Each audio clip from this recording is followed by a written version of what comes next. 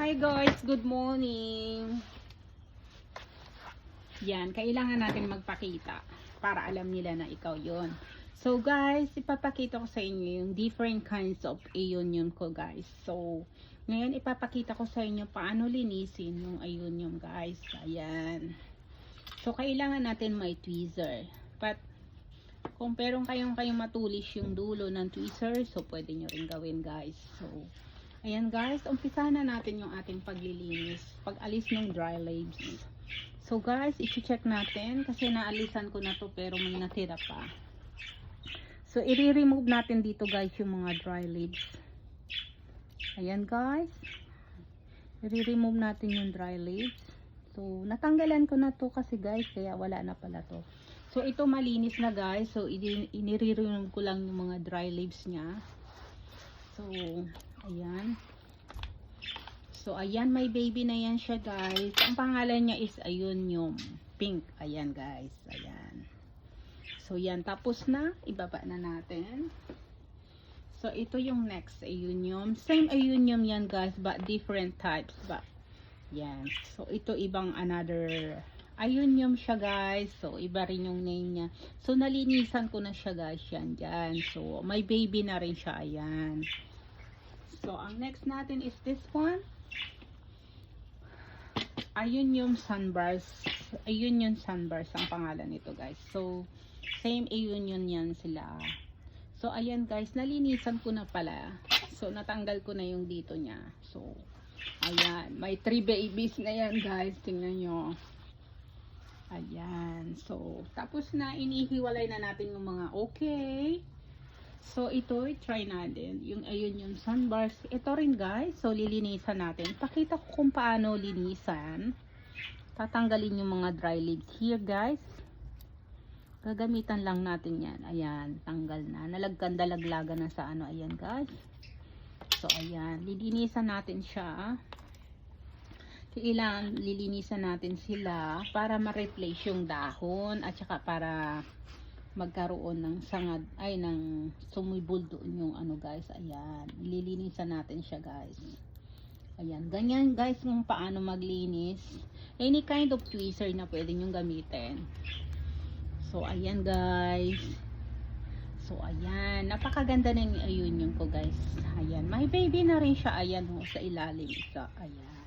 So, tapos ko na siyang linisan. Ganun lang guys, yung tip na maglinis. Yung mga plantito ganyan guys. So, tingnan nyo yung aking different variety guys. Like, ang ganda no guys. Something different yung body niya. So, ito naman, kung paano natin siyang linisin. So, ganun din guys. So, re-remove nyo lang yung dry leaves. Ayan. Sa mismong puno niya. Ayan o. Ayan, natatanggal ko yung leaves. So, ayan. Kung abot naman ang kamay nyo, so pwede rin nyo rin tanggalin na ganun. Pero pag hindi nyo makayang abutin, gamitan nyo ng tweezer dun sa ilalim. Pero kung dito sa labas, pwede nyo nang tanggalin ng kamay, ganun. Pero kung hindi nyo makuha, gamitan nyo ng tweezer. Ayan. Like this. Ayan, o. Nakuha ko yung mga leaves sa taas. Ayan. Ganun lang guys ang tip. And then ito, medyo sa ilalim. So, kailangan natin ng tweezer. Ayan, nakuha natin. Ayan, sa ilalim. So, ganun lang guys. Ayan, ganun lang siya maglinis. So, ganun din ito guys. So, tingnan nyo naman. Ganito lang siya yan. Tinanim ko, maliit lang din. Ganyan na siya. Lumaki na siya yan guys. Tingnan nyo.